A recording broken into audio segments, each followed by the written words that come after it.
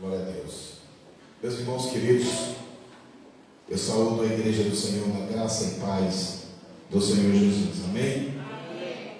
Que atmosfera de adoração extraordinária. Quem não consegue sentir a presença do Espírito de Deus dentro de um ambiente como esse? Verdadeiramente, o Senhor está conosco, manifestando a sua presença, a sua glória, o seu poder e a sua unção. Amém? Mas agora nós temos o que é de mais importante, que é a palavra de Deus sendo ministrada para os nossos corações. E hoje não é um dia comum. Hoje a palavra não é uma palavra corriqueira. Ela não é uma palavra daquelas que nós habitualmente ouvimos. Por que não? Porque nós estamos no mês da família. E ao longo de todo esse mês, Deus nos tem despertado para estarmos refletindo naquilo que alicerça as nossas vidas.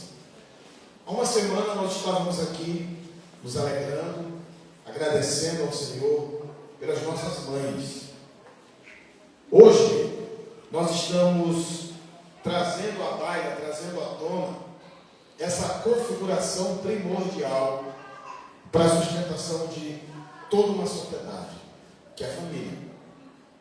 Porque quando nós olhamos para a família, nós vemos a gênese de tudo que há de positivo e negativo, no quadro generalizado que nós contemplamos no dia a dia. Todos nós sabemos aqui, na ponta da língua, desfilar quais são as principais problemáticas que nós temos dentro da nossa sociedade. Mas nem sempre atentamos para o fato de que, invariavelmente, tudo isso tem relação com a família. Da mesma forma, nós também conhecemos exemplos de vidas muito bem-sucedidas, de vidas que tiveram uma trajetória triunfante e hoje estão desfrutando de tudo aquilo que lá atrás construíram com muita luta, com muito suor, com muita fé e com muita determinação. Só que por trás de toda alma vitoriosa também tem uma família. A família está lá, quer seja no êxito, quer seja no infortúnio, temos que lançar o nosso olhar sobre a realidade familiar. E esse é um assunto dos mais preocupantes quando a gente pensa em igreja. Porque hoje a família está no centro absoluto dos ataques do inferno, como sempre esteve, mas não com tanta incidência. Não de maneira tão objetiva, tão flagrante, tão descarada, tão despudorada como tem sido nos dias atuais. E a igreja precisa abrir os olhos e acionar a sua voz profética contra esse tempo de trevas e de ataque à família. Por isso, hoje nós estamos aqui com dois propósitos. Primeiro, nós já cumprimos muito bem. Eu tenho certeza que o coração do Pai está rompendo de alegria conosco. Nós já o adoramos, nós já o louvamos. Mas agora nós precisamos ouvi-lo e saber o que ele tem a nos dizer sobre qual deve ser o olhar que nós devemos lançar sobre a família. A Bíblia está repleta de exemplos sobre isso. A Bíblia começa com família. A primeira cena, de fato, relevante do agir de Deus no universo, já traz uma configuração familiar. Quando Deus pensou em trazer sobre a face da terra um ser vivo com o qual ele pudesse ter uma relação de comunhão e de amor, ele pensou na constituição de uma família. Porque ele olhou para o homem e disse: não, sozinho não é bom. É necessário que ele tenha uma família, uma esposa. É necessário que haja um casamento se consolidando aqui. E a partir de uma família. Esse é o projeto de Deus. Eu não sei quem foi que disse pela primeira vez isso daí, mas todo mundo repete, e eu também repito, que a frase é certa e é bonita. Família é projeto de Deus. Não foi o homem quem projetou isso. Não é um acidente da poesia a constituição familiar. A família é realmente uma construção nascida no coração de Deus. Quem não trabalha em da sua família está agindo contra os propósitos de Deus. Não pode terminar bem na vida quem caminha assim. E de tudo que as Escrituras nos dizem sobre família, e eu poderia passar aqui uma noite inteira falando, mas eu gostaria de trazer, talvez, uma das porções mais significativas para os tempos desafiadores de hoje. Está lá na carta de Paulo aos Efésios, no capítulo 5, abra aí a sua Bíblia. Carta de Paulo aos Efésios, capítulo 5, você que está conosco nessa noite, você que está nos acompanhando, a nossa transmissão online, que Deus abençoe a sua vida e que a palavra de Deus possa falar poderosamente também ao seu coração. Efésios, carta de Paulo aos Efésios, capítulo de número 5. O capítulo 5 da carta aos Efésios, meus irmãos, é uma exortação de Paulo à santidade. Gosto muito de falar de santidade, para desmistificar um pouco essa ideia que nós temos, que é muito fruto da herança católica que nós herdamos, como uma nação colonizada por portugueses e, portanto, uma nação catequizada dentro de uma filosofia católica romana, que nos ensinou que santos são aquelas gravuras com uma auréola na cabeça e que dão para a gente a ideia de que são pessoas que nunca cometeram pecado nenhum, que nunca erraram de forma alguma, por isso são chamados de santos. Isso ficou tão encrostado na nossa ideia mental que todas as vezes que alguém tenta vender uma imagem de que é uma pessoa correta demais, a gente diz assim, só quer ser santo. É porque a ideia de santo passou realmente essa conotação de impecabilidade, perfeição. Mas essa é uma ideia completamente errônea dentro daquilo que as Escrituras nos revelam. A palavra de Deus, quando usa o termo santo, meus irmãos, ela está se referindo a alguma coisa que pertence a Deus. É algo do pertencimento do Senhor. O que é santo é o que é de Deus. Então, se você disser assim, eu sou santo, você está dizendo, eu pertenço a Deus. Amém? Amém. Então, quantos são santos aqui nessa noite? Não, você não, amém? Eu pertenço a Deus. Paulo, então, no capítulo 5, ele descreve, ele discorre sobre as características de uma vida de santidade, uma vida de alguém que realmente pertence a Deus, de uma pessoa que não vive um evangelho apenas verbal, um evangelho apenas religioso. A religiosidade, meus irmãos, no que pese seus aspectos positivos, ela é de pouca eficácia no que tange a salvação. Porque a religiosidade, ela pode ser exercida nas mais diversas variantes e nem todas elas são voltadas para o Deus vivo revelado nas Escrituras. Por isso que, inclusive, quando a Bíblia fala em religião, ela disse que é guardar-se incontaminado do mundo e dar assistência aos pobres e às viúvas. Isso aqui para Deus é ser religioso. Mas, quando a palavra de Deus parte para o conceito de santidade, ela entra em aspectos pormenores da vida do homem e da mulher que são agradáveis a Deus e que identificam que essas pessoas realmente são separadas, pertencem a Ele, não são do mundo e, portanto, são santos. Paulo fala, por exemplo, a partir do versículo 3, sobre o fruto da luz e as obras das trevas. Ele usa aqui uma técnica retórica inteligentíssima, porque Paulo era um homem de extremo conhecimento teórico. Paulo era um fariseu da mais elevada estirpe, era um homem que havia estudado na escola de Gamaliel, era a faculdade mais respeitada daqueles tempos. Paulo era um homem que falava vários idiomas, era um homem de grande eloquência, e ele fazia uso aqui de um estilo literário interessante. Ele estabelecia polos de aparentes antagonismos para que na junção das ideias ele pudesse trazer um conceito, ele pudesse trazer uma verdade. Então ele faz as diferenças entre quais são as obras da luz, quais são as obras das trevas, para que a gente possa botar isso na fonte de análise e ver aonde é que nós estamos, qual é a nossa realidade, qual é a nossa situação. E Paulo faz isso.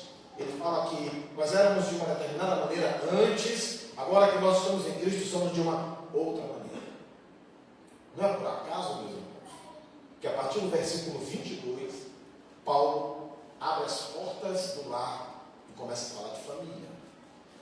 É interessante que a introdução do assunto família começa com santidade. Paulo não vai imediatamente falando de família. Boa noite, meus irmãos. Hoje eu estou aqui para falar de família. Não. Paulo primeiro começa a fazer uma exortação à santidade. Esse é o plano de fundo, esse é o preâmbulo da discussão sobre família. Daí, nós já aprendemos que a primeira compreensão da realidade familiar é de que a minha família tem que pertencer a Deus. Primeira verdade. Antes de nós entrarmos nos demais detalhes que nós entraremos aqui, alguns dos quais vários pregadores não têm mais coragem de falar, mas o dia que a gente perder a coragem de falar, a gente não pode mais subir aqui em respeito à igreja do Senhor. E quando Paulo parte para esse debate, para essa discussão, primeiro ele quer que nós entendamos que as nossas famílias precisam pertencer a Deus. Elas estão no conceito de santidade que ele começa falando aqui nesse contexto. Amém? É a primeira certeza que eu preciso ter. A quem pertence a minha família? Quem é que está direcionando a minha família? Quais são as fontes de influência que estão entrando dentro da minha casa? Meus filhos, por exemplo. Vimos aqui, nos emocionamos, nos alegramos, nos sorrimos e glorificamos a Deus pelas nossas crianças, pelos nossos embaixadores, pelas nossas mensageiras. Nós amamos essa geração e queremos muito que essa geração cresça firme nos caminhos do Senhor. Mas há uma pergunta que precisa ser feita. O que ele está educando esta geração? Os nossos filhos estão sendo educados pela palavra de Deus? Ou eles estão sendo educados pelos programas de TV? Ou eles estão sendo educados pelo celular? Ou eles estão sendo educados pelos professores embriagados de ideologias antifamília dentro dos ambientes escolares, que outrora foram ambientes seguros, hoje nem tanto. Quem está educando nossos filhos? Quem está consolidando o seu caráter? Quem está formatando a sua personalidade? E de que maneira eles estão crescendo na perspectiva de Deus? Digo isso para os irmãos porque pregar o Evangelho hoje é um grande desafio. E nós estamos caminhando para um processo em que isso se torne cada vez mais dificultado. Eu, por exemplo, estudei em escola pública durante toda a minha vida. E eu me lembro que na escola pública nós tínhamos educação voltada para o aspecto cívico. Eu aprendi quando criança a amar o meu país, a reverenciar a bandeira do meu país, a cantar o hino nacional. Se hoje eu sei cantar o hino nacional com 50 anos de idade, mas eu aprendi isso desde pequenininho, porque nunca saiu da minha mente. Precisávamos perfilar antes de entrar em sala de aula, cantar o hino nacional. E ali foi o momento em que foi semeado no meu coração o desejo de servir ao meu país, me tornando um militar um dia. Mas, na escola também, nós tínhamos uma educação religiosa. Nós aprendíamos, naqueles tempos,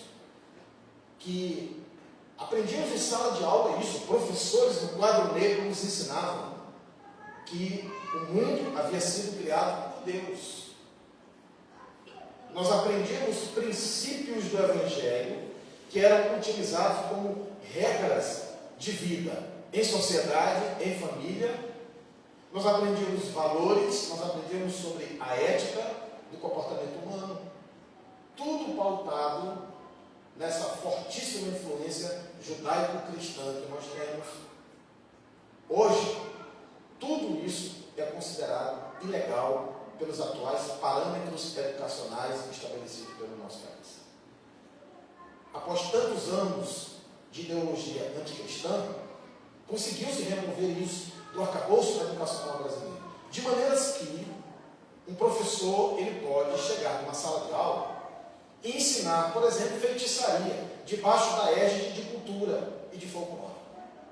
Mas Evangelho, porque ele será acusado de que está fazendo proselitismo religioso dentro de um ambiente educacional. E o Brasil é um país laico e não é permitido proselitismo religioso. Argumentos, astúcias, formas que se encontram para barrar a pregação do Evangelho, sutis e, entre aspas, legais. Por isso, digo, sem nenhum tipo de preocupação, que não necessariamente mais um ambiente escolar é seguro para uma criança cristã, para uma criança educada, temendo a Deus. Quantos de nossos jovens têm sido, meus irmãos, violentados na sua fé quando adentram os ambientes acadêmicos, por exemplo? Eu me lembro muito bem da minha preocupação e do meu acompanhamento contínuo dos meus filhos quando eles fizeram faculdade. Pela preocupação que eu tinha de que se cumprisse na vida deles ali a parábola do semeador, e o pássaro viesse para roubar a semente lançada no caminho. Porque assim, você passa a vida inteira educando os seus filhos, a vida inteira, mas em 5 minutos o diabo, ele consegue arrancar muita coisa que você ensina. E por isso, nós precisamos estar atentos sobre quais são os conteúdos que estão chegando aos nossos filhos. Quem é que está educando as nossas famílias? Paulo está nos ensinando, no capítulo 5 de Efésios, que a família precisa ser santa. E com isso ele está dizendo, ela tem que pertencer a Deus. Eu, na condição de pai, quero dizer isto aqui perante a igreja do Senhor. Sou sacerdote do meu lar. Não interessa o que diga os direcionamentos, os desdobramentos educacionais, as filosofias políticas, as propostas filosóficas, tudo isso tem o seu lugar, tem o nosso respeito, mas nós somos guiados pela palavra de Deus. E a palavra de Deus nos diz que você, pai, e você, mãe, vocês são sacerdotes dentro do seu lar. E nós, na condição de pai e de mãe, prestaremos contas diante do Senhor pelo andamento da caminhada dos nossos filhos. Muitas vezes estamos aprisionados, meus irmãos, pelas preocupações desse tempo e esquecemos de cultivar a educação adequada àqueles que são herança do Senhor nas nossas vidas, que são os nossos filhos.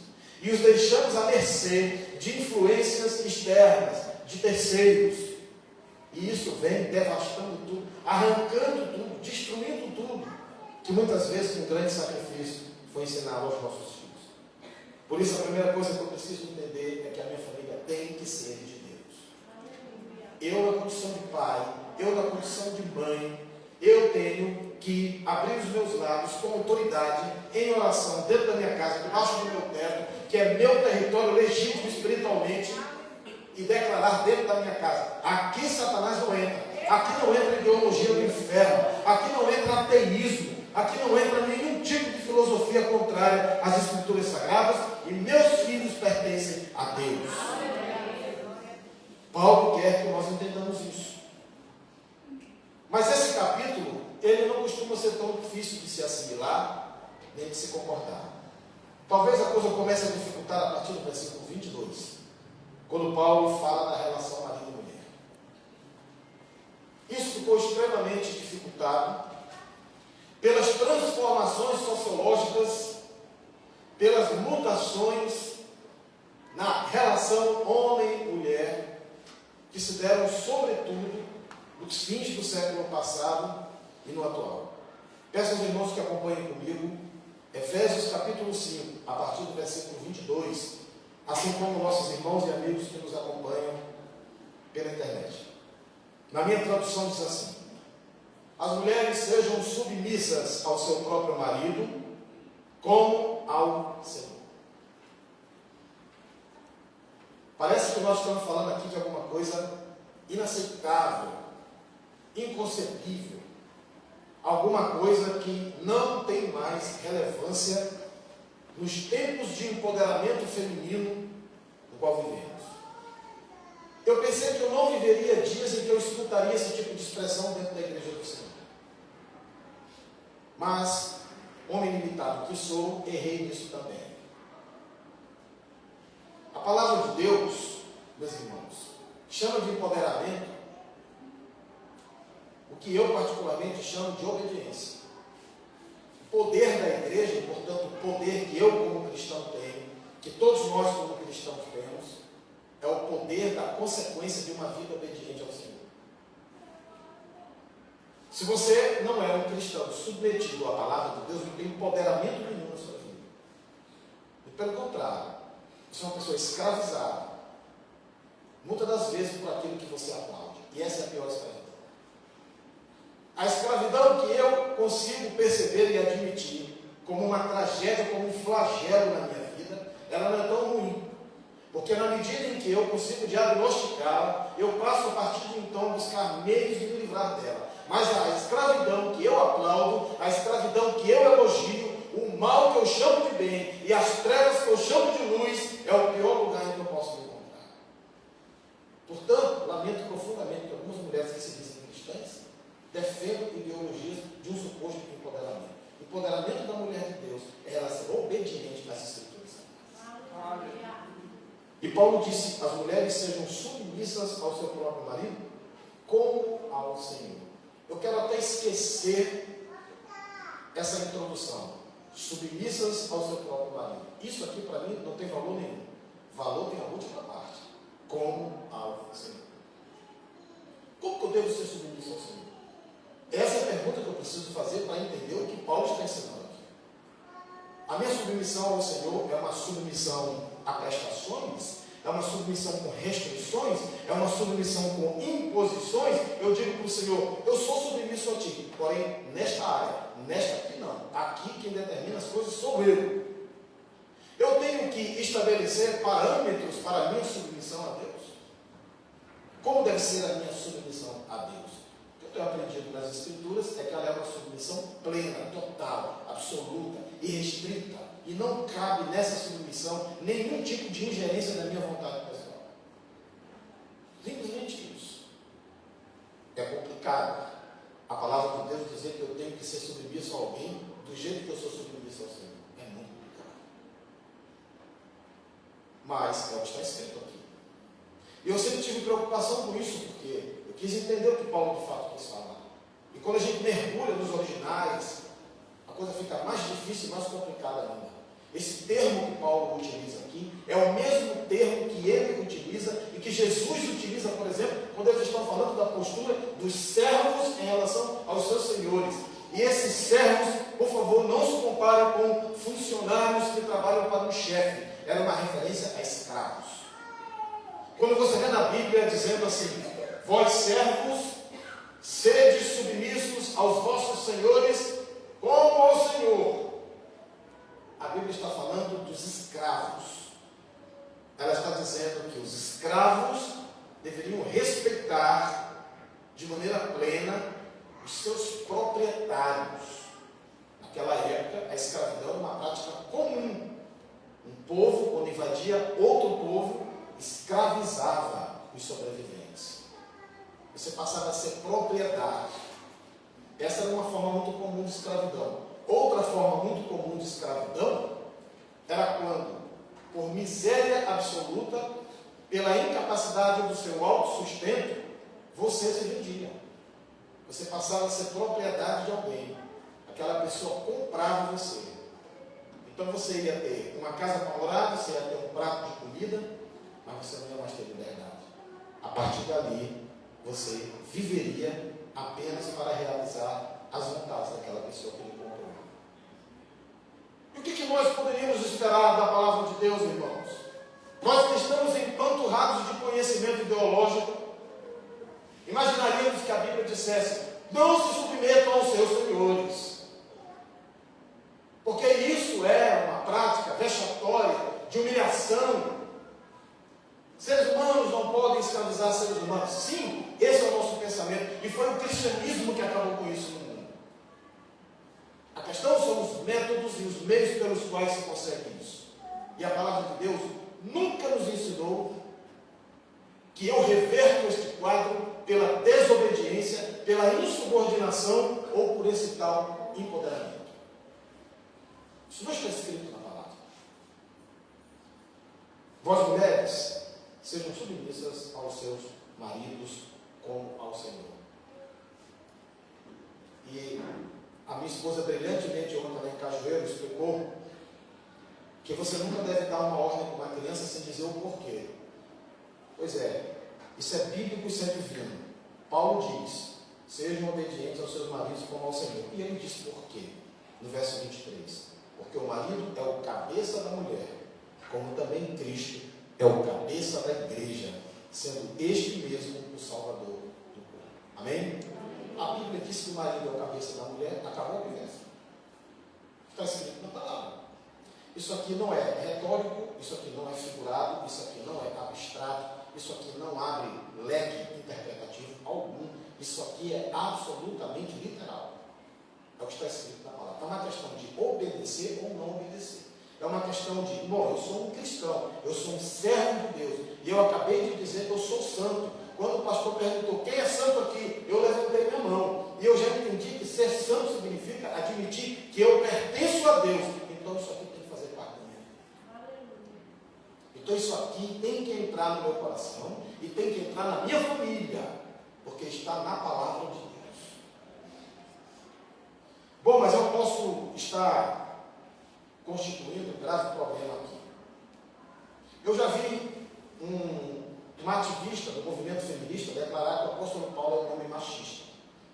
Eu acho que a pessoa que declarou isso, ela perdeu tanto tempo envenenando a sua alma com mentiras ideológicas, que talvez ela não tenha tido tempo, portanto, para conhecer a história do cristianismo e a história desse homem extraordinário chamado Paulo de Tarso.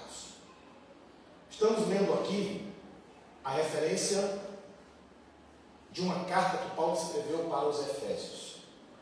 Portanto, era uma igreja cristã plantada por Paulo numa cidade chamada Éfeso. Essa cidade, meus irmãos, ela ficava a pouco mais de 200 quilômetros de Atenas, o grande centro da intelectualidade, da poesia, da política daquele tempo. Atenas influenciou o mundo até hoje. A cultura grega não influenciou o mundo até hoje. Me dá uma prova disso, pastor. Isso aqui, ó, um templo, um pregador atrás de um púlpito e um público ouvindo. Foram eles que inventaram isso, muito tempo antes de Cristo. Uma cultura elevatíssima, um povo de uma capacidade extraordinária. Em Atenas inventou-se a política, em Atenas inventou-se a poesia, a medicina veio de lá. Tudo, praticamente tudo que você imaginar em termos de produção cultural, intelectual e científica veio dos gregos. Incrível. Mas tinha uma coisa no meio dos gregos que a gente não consegue acreditar. Eles diziam que as mulheres não tinham alma. Os gregos ensinavam que a mulher não tinha alma. Paulo havia, meus irmãos, plantado uma igreja numa cultura que ensinava esse tipo de barbaridade. Havia uma filosofia grega chamada hedonismo, que dizia que a principal regra e o principal objetivo do ser humano é obter prazer. O hedonismo ensinava que toda forma de prazer é lícita, justa e correta. Isso influenciou muito a cultura grega. Por conta do hedonismo, o homossexualismo inflamou-se no meio dos gregos. De sorte que era mais fácil você encontrar dentro de uma família tradicional grega uma dupla homossexual vivendo como um casal do que você encontrar um homem e uma mulher. Mas havia gregos que tinham mulheres como animais dentro de casa, e eram muitas, viviam amarradas, e nenhum deles tinha qualquer tipo de complexo de culpa, de consciência, porque afinal de contas elas não tinham mal. Olha, eu, por exemplo, quem me conhece de perto sabe que eu sou doido por animais, né? Eu sou doido por bicho, não posso ver bicho não sendo maltratado. Com os meus gatos lá, eles agarram aqueles calambos, eu vou lá para tentar libertar, para tentar salvar a vida dos calambos. Vocês têm uma ideia, um negócio complicado comigo. E muita gente diz, pastor, mas que bobagem, bicho não tem alma. Tudo que Deus faz tem propósito. E eu creio que os animais têm um propósito na face da terra também. Mas o fato de muita gente pensar que bicho não tem alma faz com que as pessoas pensem que elas têm um direito. Eu vou dar um exemplo aqui para meus irmãos. Alguém aqui chora ou não dorme de noite porque mata uma galinha para comer? Eu não durmo. Eu não vou dizer o nome da irmã ainda bem que ela não está aqui. Ela não está aqui, graças a Deus. Posso falar? Levou uma galinha para mim, né, de presente. Pastor, você vai lembrar do seu matar e comer, meu pai, e agora? Eu digo, meus irmãos, que situação constrangedora. Olha, eu lhe peço perdão. Eu sei que o seu gesto foi de uma extrema gentileza, mas eu não mato bicho nenhum. Se essa galinha entrar aqui em casa, ela vai para o quintal, amanhã ela já tem até nome. Nunca que ela vai para uma panela. Todos os meus bichos têm nome. Mas, nem todo mundo é igual a mim. E eu sei que muitos irmãos matam e comem. E isso não é pecado. Eu, particularmente, é que não aprovo e não pratico. Mas isso é um direito que cada um tem. Mas, esse direito que as pessoas acreditam que tem, ele é derivado do conceito de que o bicho não tem alma. Se você acreditar que uma galinha tem alma, duvido que você mata ela. Você mata porque você acha que ela não tem alma. A pessoa que mata um porco, apesar de todo o sofrimento que esse animal é submetido, ele faz aquilo ali porque ele acha que aquele bicho não tem alma. Eu não posso ouvir um gemido daquele ali que já me derruba. Então os gregos diziam que a mulher não tinha alma. Os gregos, meus irmãos, violentavam mulheres. Os gregos matavam mulheres. Os gregos amarravam mulheres dentro de casas como bichos. Gerações e gerações de mulheres nasceram, cresceram e morreram sendo tratadas. Aí um dia Deus levantou um homem chamado Paulo, plantou uma igreja numa cidade que defendia esse tipo de prática. E Paulo vem chamar essas mulheres que os gregos diziam que não tinham alma de esposa. E alguém tem coragem de dizer que o nome desse era machista. Machista porque prega a palavra de Deus? Paulo foi, meus irmãos, o primeiro grande intelectual da história a se referir a mulheres como esposas. Esposas. Paulo conferiu à mulher uma posição de nobreza até então ignorada por toda aquela sociedade, por toda aquela geração. Se por um lado Paulo disse, olha, sejam submissos aos seus maridos, como a igreja é a Cristo, por outro lado, Paulo determina ao homem algo ainda mais difícil do que o que ele determinou para a mulher. No versículo 25, Paulo diz, maridos, amai vossas esposas. Eu sei que em algumas traduções dos irmãos aí aparece a palavra mulher, mas no original é esposa que está escrito aqui. Amai vossas esposas, como também Cristo amou a igreja, e assim mesmo se entregou por ela. Por que Jesus fez isso? E ele está dizendo, da mesma maneira que ele disse por que a mulher deveria ser submissa, agora ele vai dizer por que o homem tem que amar a mulher. Ele disse, para que a santificasse, tendo-a purificado por meio da lavagem de água pela palavra, para apresentar a si mesmo igreja gloriosa, sem mácula, nem ruga, nem coisa semelhante, porém santa e sem defeito. Tudo isso é a obrigação do marido. Então você que gosta de maltratar a sua esposa, olha o que está escrito aqui. Você que gosta de tentar se posicionar em uma condição de superioridade em relação à sua esposa, olha o que está escrito aqui. Aqui está dizendo que você tem que amar a sua esposa no mesmo nível em que Jesus ama a igreja e está demonstrando como que isso acontece de forma pormenorizada. Você precisa santificá-la. Você precisa trabalhar em prol da sua esposa, protegê-la de uma tal maneira que você um dia possa apresentá-la diante de Deus como mulher vitoriosa. Esse é o papel do marido. Qual é a dificuldade que uma mulher tem de ser submissa a um marido assim? Qual é a dificuldade que um cristão tem de ser submisso a Cristo? A dificuldade é você amar como Jesus amou. Difícil é você cumprir o que Jesus cumpriu.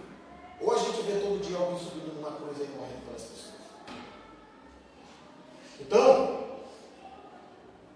o roteiro estabelecido pela palavra de Deus, meus irmãos, para o funcionamento de um lar saudável, não é aquele que dita um tal empoderamento feminino, uma tal, entre aspas, suposta igualdade de gênero, porque não existe igualdade de gênero, existem papéis definidos, Deus estabeleceu papéis para homem, papéis para mulher, e ambos têm o seu valor e a sua relevância dentro daquilo que lhes compete.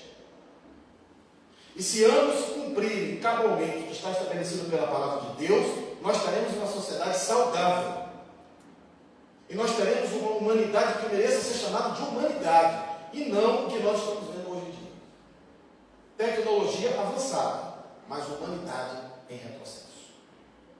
O ser humano nunca foi tão desumano como nesses tempos de empoderamento. Quanto mais se fala de igualdade, quanto mais se fala de conquistas de gênero, quanto mais se fala desse discurso distorcido, mentiroso, enganador e diabólico, mais a sociedade tem regredido. E quanto mais se vivia dentro desses padrões aqui, estabelecidos pela palavra de Deus, mais nós tínhamos famílias equilibradas, saudáveis e, portanto, logravam êxito na sua caminhada sobre a face da terra. O que devemos fazer então? Devemos tão única e simplesmente voltar o nosso olhar para as Escrituras e viver de conformidade com o que nelas está escrito. Nenhum pregador da palavra de Deus pode dar outro conselho para a igreja que difira disso. Por isso, amados, hoje, dia que nós aqui estamos celebrando, como o dia da família, quero dizer para os irmãos que não é a perspectiva do palestrante ideológico que deve reger a minha casa, que não é os itens constitutivos daquilo que pensa o partido político que eu advogo, que vai reger o que acontece dentro da minha casa, que não é o discurso politicamente correto que gera aplausos e admiração dos personagens dessa geração atual, que vai determinar o que eu tenho que botar dentro da minha casa. Se eu realmente sou um cristão, se eu realmente tenho um temor de Deus, e se vale sobre mim o que nós acabamos de aprender, do que significa ser santificado, é a Bíblia que vai determinar como eu vou criar meus filhos e como eu vou conviver com a minha esposa dentro da minha casa. Com tudo mais que me rodeia, eu convivo respeitosamente. Mas praticar, absorver, admitir e implantar dentro da minha casa, jamais. Casa de família cristã é governada pela palavra de Deus. E assim será até a volta do Senhor Jesus. A igreja do Senhor, idem. Nós não somos fomentadores de ideologias dentro da casa de Deus. A casa do Senhor é o rebanho de Deus. E o rebanho do Senhor tem que ser protegido desse tipo de discurso. Aqui não cabe machismo, feminismo, ideologia, seja ela qual for. Não somos ideólogos, não somos ativistas. Somos servos do Deus vivo e servimos a sua palavra. E a palavra é muito simples. O Senhor Jesus certa vez disse: Pai, eu te dou graças, porque tu não revelaste essas coisas aos grandes e poderosos desse mundo. E Jesus ainda disse assim: antes, tu confundiste aqueles que são, revelando para os que não são. A palavra de Deus foi revelada para pessoas simples. Os grandes sábios da época de Jesus não aderiram ao Evangelho. Os fariseus, os saduceus, os escribas, eram as pessoas sábias, conhecedoras, de grande leitura. Essas pessoas, nenhuma praticamente delas se converteu a Cristo. Foi um povo simples. Os apóstolos, por exemplo, dos 12, 10 não sabiam ler e escrever. Foi esse tipo de pessoas que absorveu o Evangelho. Muito cuidado, meus irmãos, com teses, com propostas. Muito cuidado com essas bandeiras ideológicas que se dizem ser a favor de homem, a favor de mulher, ou seja lá do que se queira dizer. Quem é a favor da tua vida é Deus, o teu Criador. Quem é a favor da tua família é Jesus Cristo que morreu por ela. Quem realmente pode transformar o teu lar e arrancar da tua casa toda a presença diabólica é o Espírito Santo de Deus revelado na Bíblia. Portanto, rejeitemos nesses tempos de grande confronto espiritual toda influência que vem do mundo e acatemos de maneira plena e absoluta o Evangelho de nosso Senhor Jesus Cristo, e teremos lares felizes, saudáveis, e nossos filhos nessa terra estarão guardados de todo mal e haverão de prosperar, e sobre as nossas vidas se cumprirá a promessa da palavra de Deus. Nós veremos os filhos de nossos filhos e as nossas esposas, mesmo depois de elevada idade, elas serão, meus irmãos, como a videira plantada junto aos riachos, elas serão como a videira frutífera, porque nós estaremos sendo guardados de todo mal por conta da nossa obediência ao Senhor. É esse o Evangelho que nós pregamos. Não temos bandeira, não temos partido, não temos ideologia, não somos defensores de homens, nós somos servos de Deus. E só o que está escrito neste livro sagrado é o que rege a nossa vida. Faça isso, e eu lhe asseguro, com toda a convicção que tenho de que este Deus que prega é um Deus vivo e poderoso, que Ele guardar na sua família. Não deixe o diabo sorrateiramente entrar na sua casa. Você, mulher de Deus, seja submissa a seu marido. Está escrito na palavra. Você, homem de Deus, ame a sua esposa como Jesus ama a sua igreja. Está escrito na palavra. Morra por ela, suba numa cruz por ela. Porque foi assim que Jesus amou a sua igreja. Você, filho, ame e respeite e obedeça a seu pai e a sua mãe. Primeira determinação bíblica que segue uma promessa e que está intimamente relacionada com o tempo de vida que nós temos nessa terra, a obediência aos nossos pais. Você quer viver pouco? Não obedeça aos seus pais. Está escrito na Bíblia. O padrão é esse. Isto é família. Este é o projeto de Deus. Quem segue inserido nesse projeto vai ser feliz. Quem não segue vai pagar o preço e vai sofrer as consequências. Por isso que este país está do jeito que está. Ele abandonou o modelo de família bíblico para adotar filosofias e ideologias que estão destruindo a família, que estão chamando até a união de um homem com um cachorro de família. Quando a palavra de Deus diz, família é homem e mulher, ambos procriando, tendo filhos. Este é o modelo de família estabelecido pela palavra.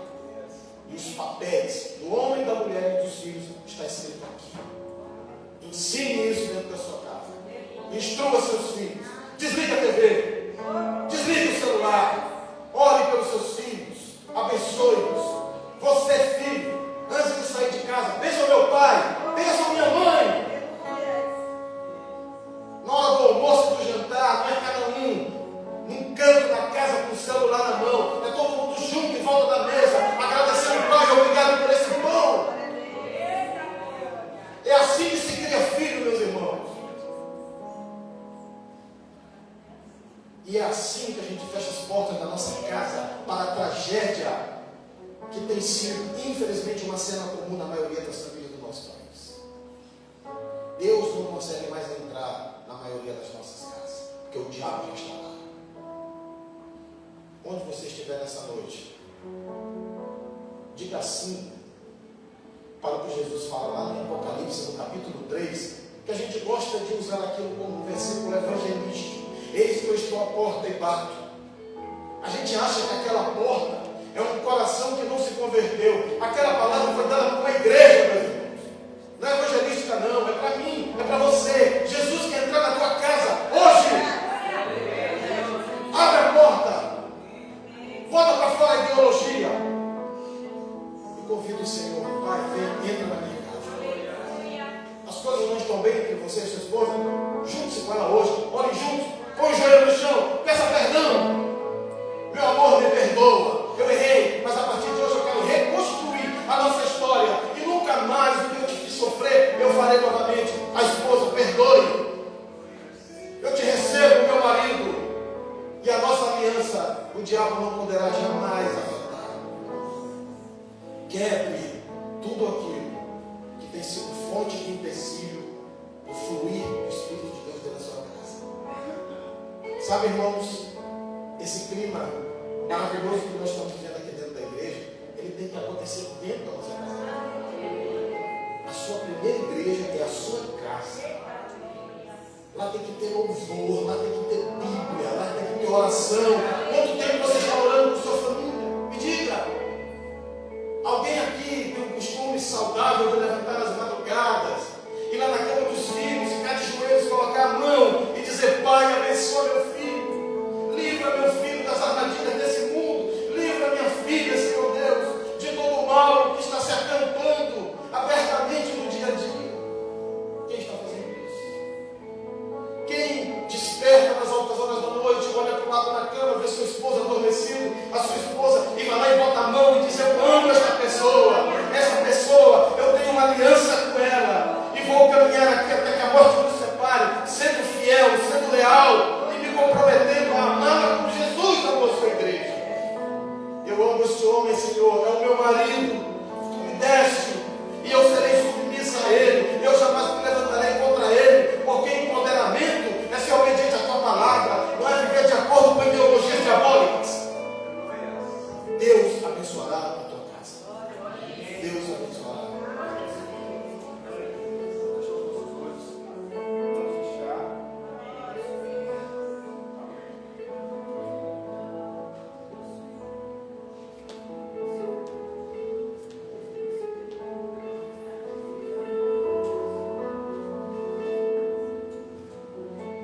Glória a Deus. Vamos fechar os nossos olhos nesse momento. Bem, puxa sua cabeça.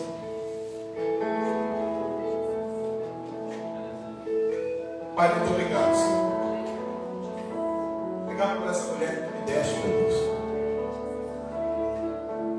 É uma bênção na minha vida. Pai, obrigado pelos meus filhos, Senhor. Eu não poderia ter filhos melhores do que aqueles que tu me deste. Obrigado pelo meu casamento, meu Pai.